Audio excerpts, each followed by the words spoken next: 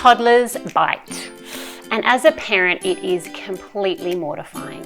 But why do they do it, and more importantly, how can you help? Well, that's what we're going to talk about in today's video. Let's get started. Welcome to Talkable Tips. These are quick videos for busy parents. You've probably already worked out that babies and toddlers explore their world using their mouth. Now, it's super common for babies to bite, and that is particularly so when they realise it gets a reaction from you. So for all those breastfeeding mums out there, ouch, I've definitely been there.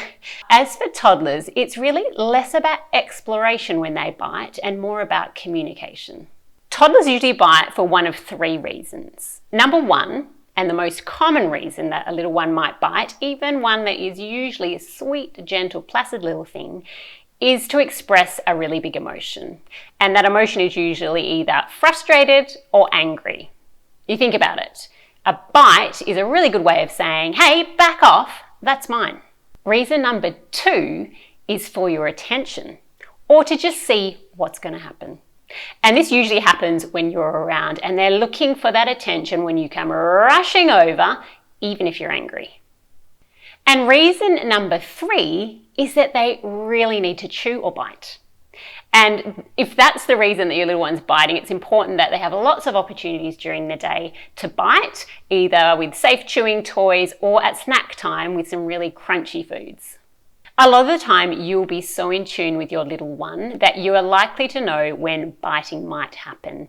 And the very best thing is to just be with your child in those moments to help them navigate when it's tricky. So it might be a time when there's lots of kids playing close together, or another child comes and takes your child's toy that they've been playing with, or it could just be times when your child's really tired.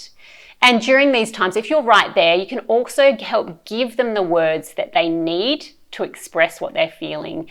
So they might be something like, oh, this is really tricky. Oh, I'm frustrated. And you can just say those words. Or it might be that they need your help to say, my turn, please. But unfortunately, you're not always going to be there to stop that dreaded bite. So what should you do in the aftermath? It is totally normal to feel upset, ashamed, embarrassed if your little one has just bitten another child. But you need to respond quickly, and you need to respond to make sure, first of all, that the other child is okay. Then you need to use really clear words with your little one to tell them that biting is not okay. So something like, no biting.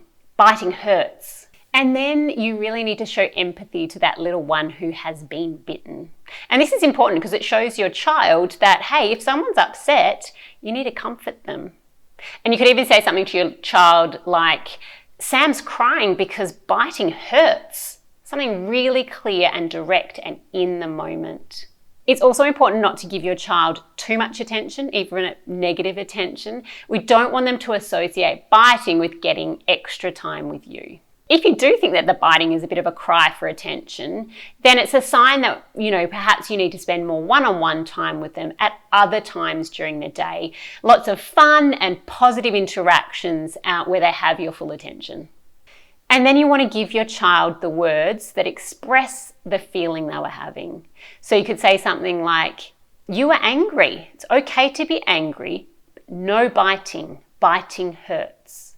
It's important to remember that biting happens and it doesn't make your little one a bad kid. It's just telling us that they have maybe an unmet need, they can't communicate what they want, or they're experiencing a really big emotion and they don't know what to do with it.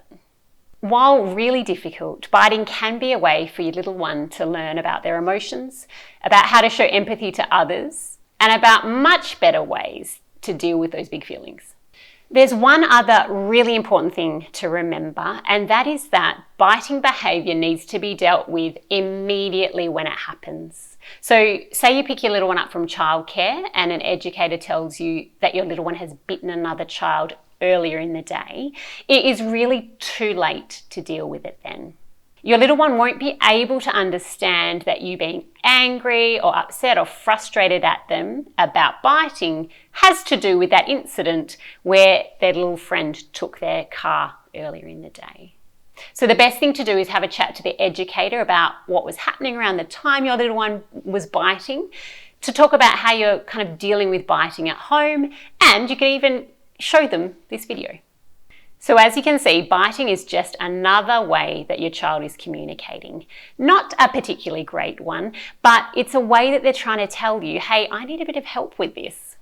If you're really struggling with helping your toddler or young child to stop biting, then have a chat to your child health nurse. Some kids do have extra challenges with their development, which means that they use biting or pinching or pushing or hitting to communicate their needs. If you found this video helpful, please give it a like. That just helps me get these tips out to parents just like you. And if you're worried that your toddler isn't saying as much as they should, then check out my video about what you can expect by age 2. See you next week.